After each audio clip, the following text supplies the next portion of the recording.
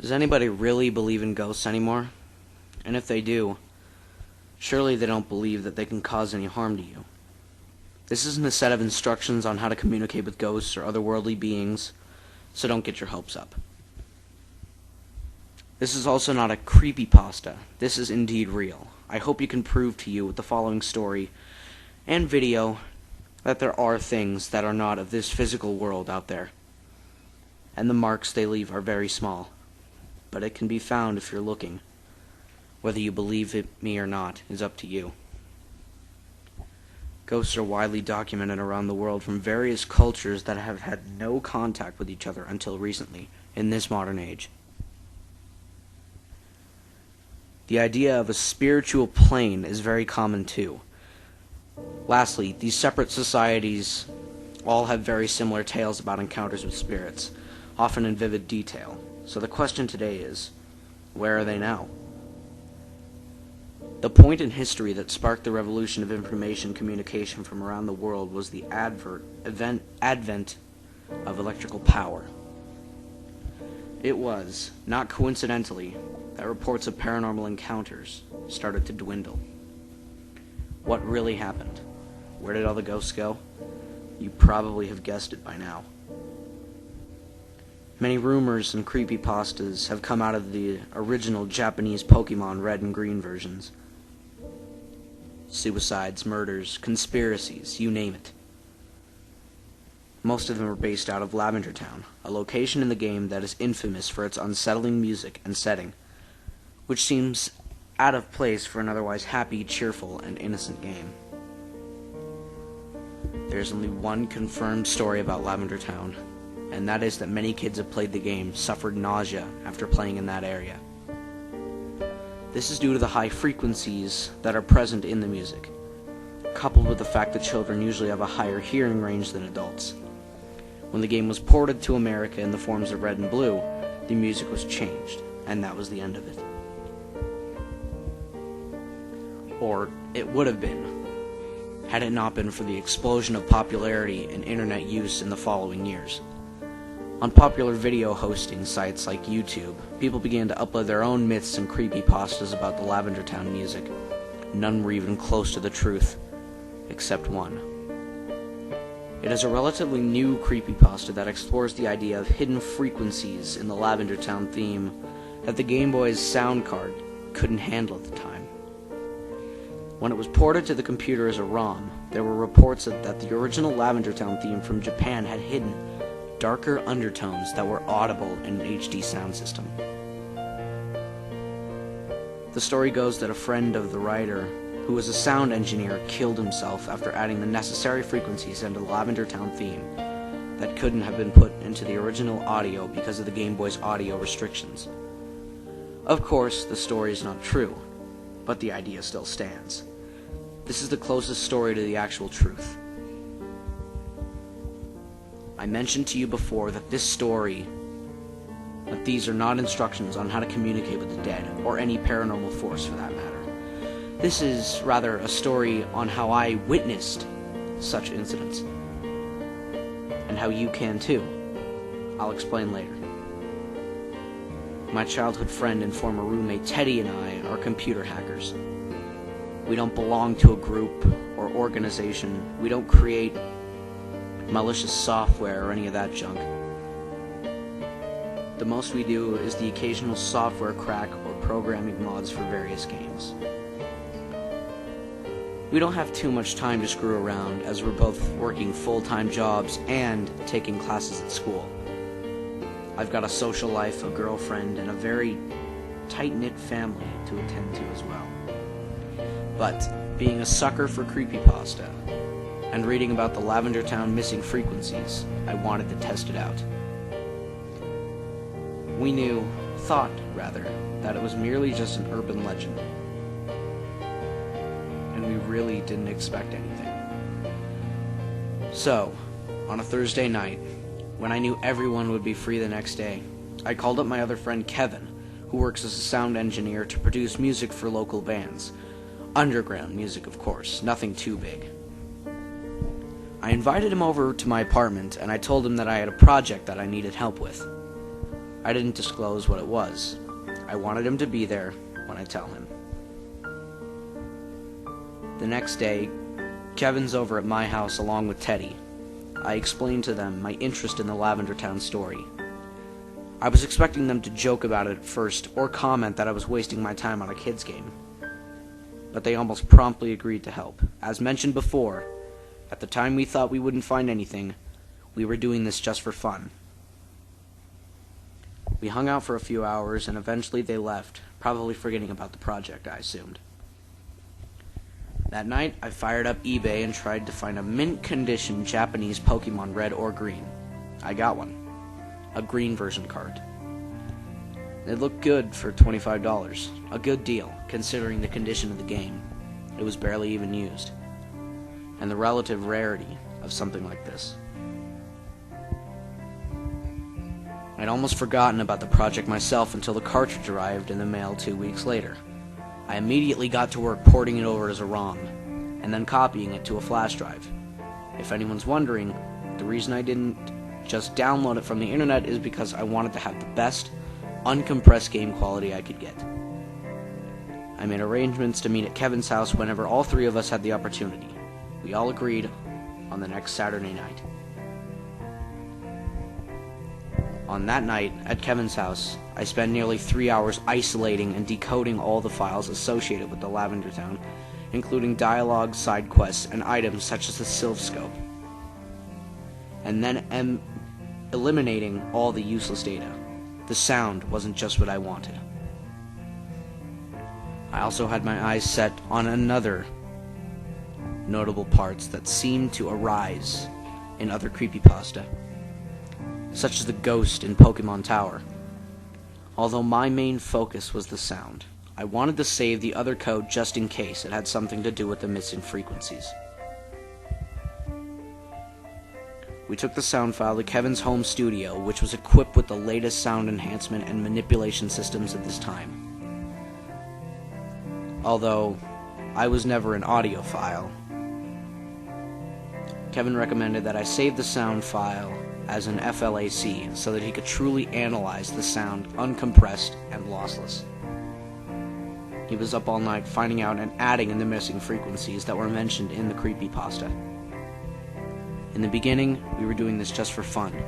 We were going to add the aforementioned creepypasta to try and further the story. The music of Lavender Town was always thought of as creepy, but there never was a solid reason why. The melody truly wasn't that disturbing on its own. Even when it was placed in the middle of an otherwise cheery setting, we found out a month from then why Lavender Town was so creepy.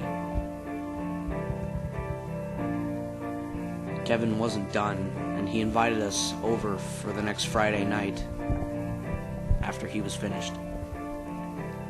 He was done for the most part, he said, but he wanted to make sure he had it exactly right. We agreed, and a week later, Teddy and I were again at his house.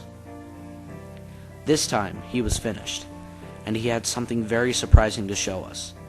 He had a sound file of the Lavender Town music looping for about 5 hours and 2 minutes. The missing frequencies were put in there, sometimes loud and obnoxious humming or screeching. For the most part, however, they were subtle, quiet, and nearly unnoticeable. The actual loop did not actually complete until the large sound file ended. Really, though, it was nothing more than weird, creepy noises inserted into already creepy music. We figured as much, as it was just a creepypasta.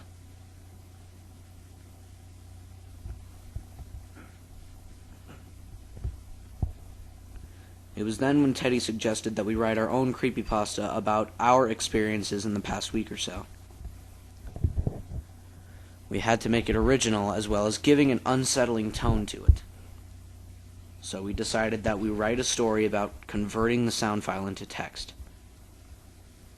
Teddy was the brains behind this. He was a writer. He wrote short horror stories for a webzine.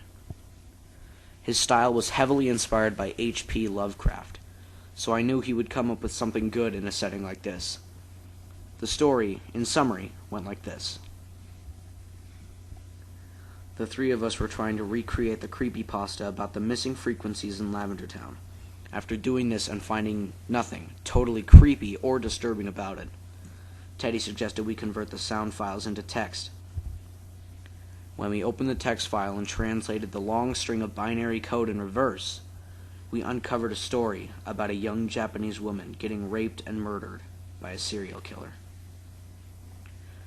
Of course, partly just for laughs, and partly to validate our story, we tried to do just that.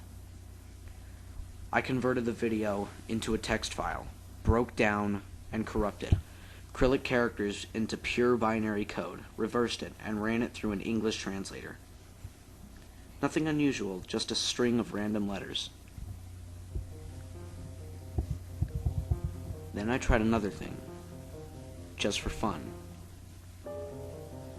I converted the code into a video. At first, when I did this, I didn't see anything out of the ordinary. A bunch of flashing lights, random beeping sounds, and the usual outcome of converting pure audio into pure video. Then a picture flashed for a split second, so fast that I couldn't exactly see what it was. But it was enough that I could distinguish it as different than the rest of the video. I then isolated the picture in a still frame, and found that it was a photo of a forest in late summer or early autumn. It was heavily distorted, some colors were missing, along with many pieces of the picture.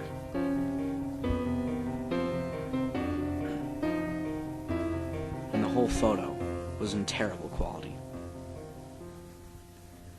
I was both intrigued and freaked out at the same time. It was then when we began to realize that there is more to the Lavender Town story than just those other stories.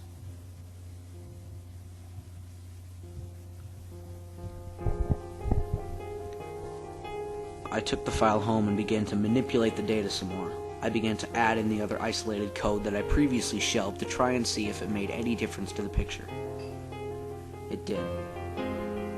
Some of the raw data from the Sylphscope quest, including Team Rocket's base, the scripted encounter with Marowak's ghost, and some of the dialogue from the possessed channelers in Pokemon Tower directly fit into the data of the forest picture.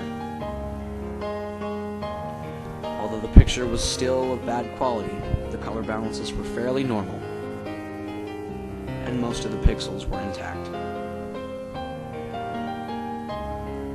As I was improving the quality of that one picture, more pictures began to show in the video. Most of them were of the same autumn forest, but taken at different angles and locations. One, however, was different. The picture was taken in a dark room, one that looked like a basement. There was a distorted humanoid figure staring past the camera. The only way I could put it into perspective is comparing it to Slender Man, plus a disfigured, pale head.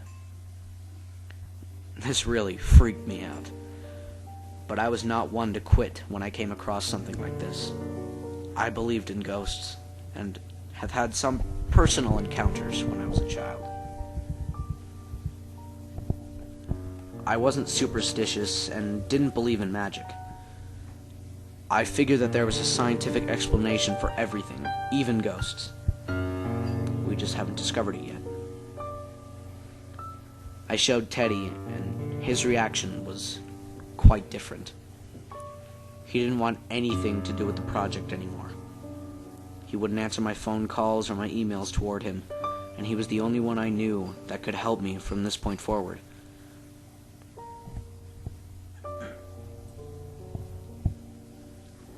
So I drove to his house and forced him to talk to me. At this point, I kept uncovering more and more pictures, and by now I realized that they began to form into a video. The frames were all jumbled up in the sequence, though, so it would take me some time. Aside from the hours it would take to decode all the pictures that improved their quality, to assemble the video, I needed his help. After nearly an hour and a half of arguing, he reluctantly agreed to help me. He came from a deeply religious family, and naturally, he was very superstitious. So I imagine this would be hard for him. I'm not going to explain the month that ensued after the day in detail. What we did, though, was work hours on end, constantly decoding, compiling, and rearranging the still frames. We were sleep and food deprived. We were just about to collapse from fatigue when we finished.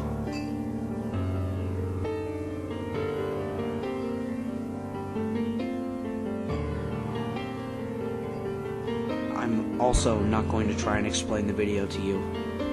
I want you to see for yourself. I will end my story with this. This is real. Whether you believe it or not is up to you.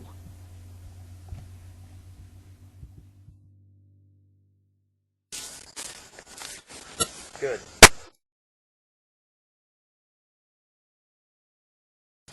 Try that again. Alright. Oh.